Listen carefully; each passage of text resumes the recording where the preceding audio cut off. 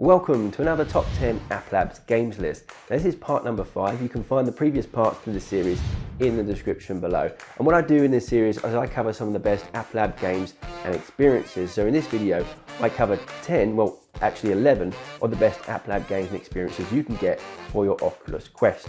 I include both free and paid games and experiences, and I've tried to include a variety of different genres so that you'll find at least something you'll like. But if you don't, do check out the previous parts because I have covered quite a few App Lab games in the past.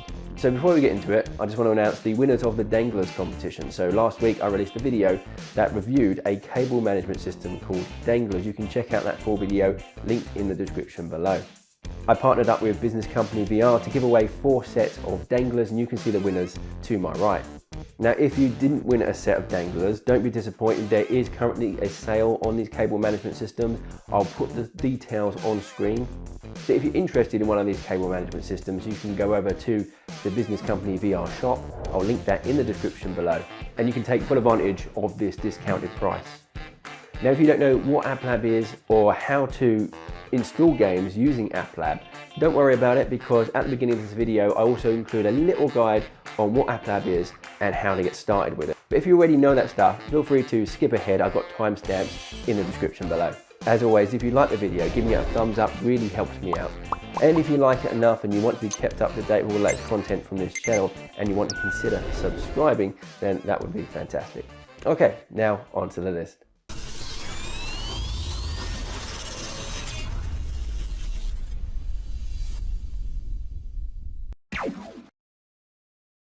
So there are 2 main ways to find and download App Lab games from within your headset. The first way that I know of, you go into the store, then you go into the search bar, and you have to type the name of the game you want pretty much precisely. So if you make a mistake, sometimes it doesn't come up. But if you know the exact name of the game, you type that in and you'll find your game, but it'll be right at the bottom of the search results, hidden behind this little button that you have to press in order to reveal it, like some dirty little secret. Now once you click on it, you click View Details and it will take you to the App Lab store, where you can then download the game straight to your headset.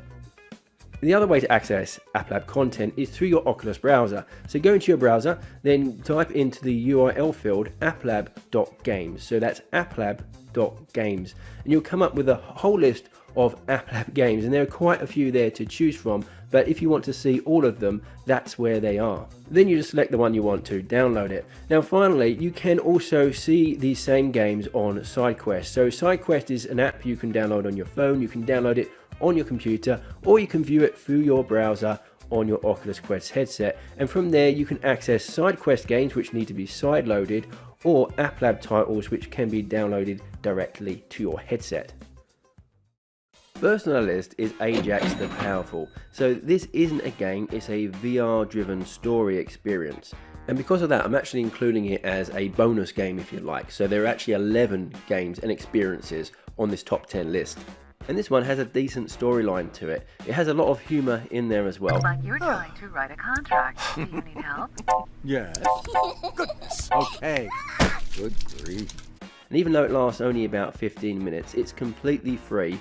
So if you're looking just to put on your headset, sit back, relax and enjoy some free entertainment, this would be a good pick. It's about a genie who prefers to be called a djinn, a little girl and a group of lawyers. Now I'll leave it there because I don't want to ruin the story for you. And it was a good story. The only negative for me was that there was no interaction involved. It's a completely passive experience, so you won't be using your controllers at all. But it was part of the 2020 official selection at the Tribeca Film Festival and does star some big names like Henry Winkler from Happy Days and Arrested Development, and Chris Parnell from Rick and Morty and SNL. So despite the lack of interaction, you have a quality VR comedy here. Even the most cursory glance at your known aliases, AJAX the Deceiver, AJAX the Misleader, AJAX Trickster of Innocence. Okay. Lion AJAX the Soul Snorter. I can stop anytime I want. AJAX the Double Crosser, Two-Faced AJAX the Bullshitter. Okay, enough, I get it. Next one on the list is one of those addictive puzzle games. JENTRIX is Jenga meets match 3. So you have this tower of fruit and you have to match 3 fruits together of the same type, and then that row disappears along with the row above. Now your challenge is to make sure that tower doesn't tip over or get too high. And there are some obstacles in there that make things a bit more challenging, like these alligator blocks that try to clamp onto your hand, and these penguins that freeze some of your blocks. This one is a great family game, and it's not just for kids. I think adults will enjoy it too. You can have a great relaxed and comfortable VR experience sitting on the sofa, taking turns with the family. Now, if you've ever played Jenga, you know that tense feeling you get when you try to pull out a block from the bottom of the pile, hoping the tower doesn't collapse on itself. That's the kind of experience you get with this game. It's a lot of fun, and there's a surprising amount of strategy involved here if you want to be getting the highest scores. As you can see, the visuals are bright, bold, colourful, and the environments look pretty nice. I like the soundtrack too. JENTRIX features a tabletop mode, an arcade mode, and a levels mode that has 14 different locations to unlock, and there are 6 levels of difficulty in each location. Next on the list is ARK-ADE. Now, I did a proper playthrough of the first stage recently. You'll find a link to that video in the description below. So this is an 80s inspired retro first person shooter for the Oculus Quest. It has about 7 stages with bosses, and it's pretty simple. Each stage you kill everything you see without taking hits, and while also protecting this cube called the Ark. Now, this cube moves continuously forward through the level, so you have to keep up with it to protect it, so you can't hang back, and it keeps things fast paced. And although the colour palette is very similar throughout each of the stages, there is still a nice variety of weapon types, enemy types, and stage themes to keep things fresh. For example, there's one stage that's themed like a carnival, while another stage will be themed like an Indiana Jones type temple complete with booby traps. So in terms of longevity, I would say each stage lasts about 5 to 10 minutes. You've got to remember too that you'll probably be dying often, especially in the harder difficulties, so I found myself restarting stages quite a lot. And there are achievements to unlock and a global leaderboard, so you can try to get those high scores. And one last thing to mention, even though it hasn't been confirmed, when I talked to the developers, they say they were thinking about adding more stages and potentially adding a co-op multiplayer mode.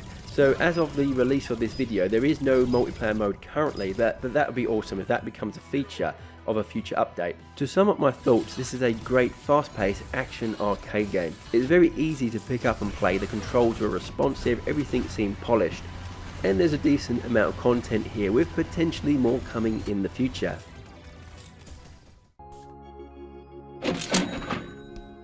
Next up is AJAX. This is a demo, but I've included it on this list because it's a pretty exceptional demo with heaps of potential. AJAX is designed to be a multiplayer first-person shooter, but for now it's just a single-player experience, although the developers say they are currently neck-deep in multiplayer development. As you can see, the graphics are quite nice. It has a Jupiter-grad cel-shaded kind of look to it. And there's a nice variety of weapons, and they handle really nicely. And I really like the unique feature of the multi-use magazine, so I can use the magazine to obviously reload my gun, but I can also use it as a grenade or to hack these computer terminals. Or I can turn it into a sword for some melee combat. It's a really cool little feature that I haven't seen before. So currently there are 3 maps to play with.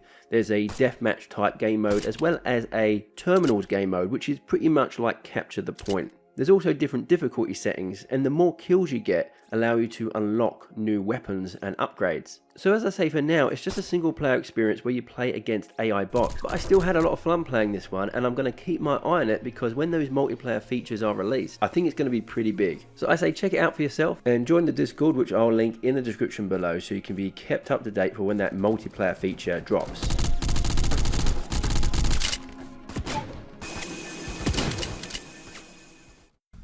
BRISK SQUARE is another AppLab freebie. It's not the most polished game, but what it does offer is a nice fast pace, a decent challenge, and addictive gameplay. The concept is simple, you keep running forward, obstacles like barrels, barriers, men and drones spawn in your way, and it's up to you to duck, dodge or destroy them, so you can get as far as you can go. You've got a few powers at your disposal like a sword, telekinesis, the ability to slow down time, and this arrow shot. And the points you earn can be used to buy extra things like melee weapons, new skins for your hands, and upgrades to your abilities. And that pretty much sums up the game. I found this to be a good one, especially in short bursts. It's something that you can pick up and play really easily. But be warned, it is a challenge and it will take some time to master. If you die, you start right back at the beginning again. Although purchasing new upgrades with each run you make should make things a bit easier every time you play.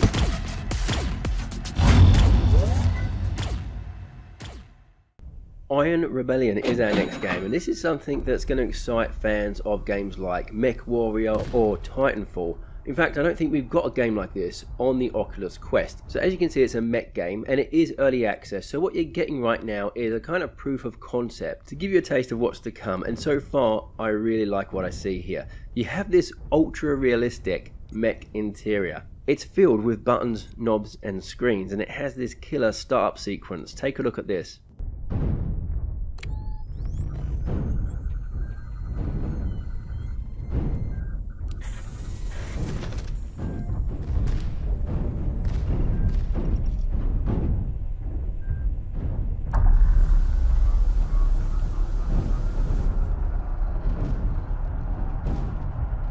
Currently on the screens you see all of these different readouts, and as far as I'm aware they are just placeholders for now, so they don't actually tell you anything, but there are plans to insert readouts that actually do tell you things. Like, I think there's plans for these bottom screens to show the status of different consumables for your mech. There's just something so strangely satisfying about having all of these controls at your fingertips, as well as these flickering CRT screens. It just feels like you're inside an actual mech. It's so cool. Now at the moment, gameplay wise, there's not a whole lot to do. You can fire and move around with your mech and activate thrusters, and it's fairly basic in some areas. For example, there's only one type of gun, and there's this lobby area where you can play a bit of deathmatch or mech soccer. You can also play these 1 versus 1 games on this snow map, which is fun, although the map is too large in my opinion for just 2 players. I think you need a few more players in there. But like I said, this is all early access. This is all stuff that will no doubt be improved upon. There is a roadmap, which you're seeing now, which shows us in their next update they plan to add 3 new weapon classes, add a 4 versus 4 multiplayer, and more cockpit functionality, as well as other stuff like new maps and new mech classes, as well as new game modes that are going to be added in the future. There's planned to be a single player mode and even a co-op mode, so it already looks like a fairly promising game, and I'm really looking forward to those updates. Discord, yeah. CYBRIX is the next game on our list. It's a brick breaker game. Now, I've played a few of these games in the past on SideQuest and AppLab, but this is the first one I've played that I've actually enjoyed. There are currently 50 levels to unlock, as well as global leaderboards and a range of difficulty settings from normal to extreme.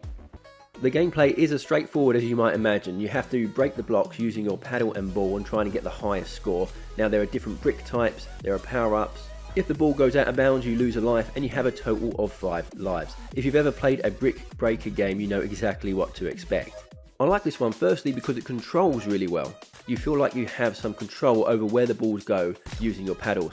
There are also a variety of different power-ups and block types to keep things interesting, and visually it's also quite nice. One thing to mention is when I first started playing this game, it seemed too slow and too easy. It was so easy I had to chuck it on the hardest difficulty, and even then I wasn't losing any lives. But it does get more intense and challenging as the game progresses. For example, on this level you have these special bricks here that can't be destroyed using a regular ball. So if you are finding it too easy, just chuck it on the extreme difficulty, and I'd say after about 10 levels or so you'll find that it does get harder. Now after every 10 levels the theme does change. For example, this is the next set of 10 levels that you're looking at here.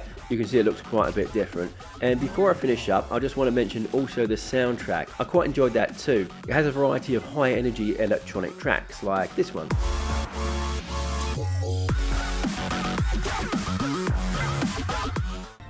POWERBEATS VR is our next game. So this is a fitness game that has 4 unique environments with kind of a fantasy theme for each one. And it's not just the surrounding environment that's different, but the obstacles change with each environment, as do the colour of your fists. There are a total of 2 volumes of songs, which works out to about 24 songs in total. The songs have a beginner, advanced, and in some cases an expert mode. You're seeing a sample of the expert mode right now on screen, and believe me, it's tough. You can also add your own custom songs, which I'll talk about in more detail a bit later. There is the ability to set your own calorie burning goals and see how powerful your punches are in game, as well as track the amount of calories burnt within a session, although how accurate that calorie tracker is, I am not sure.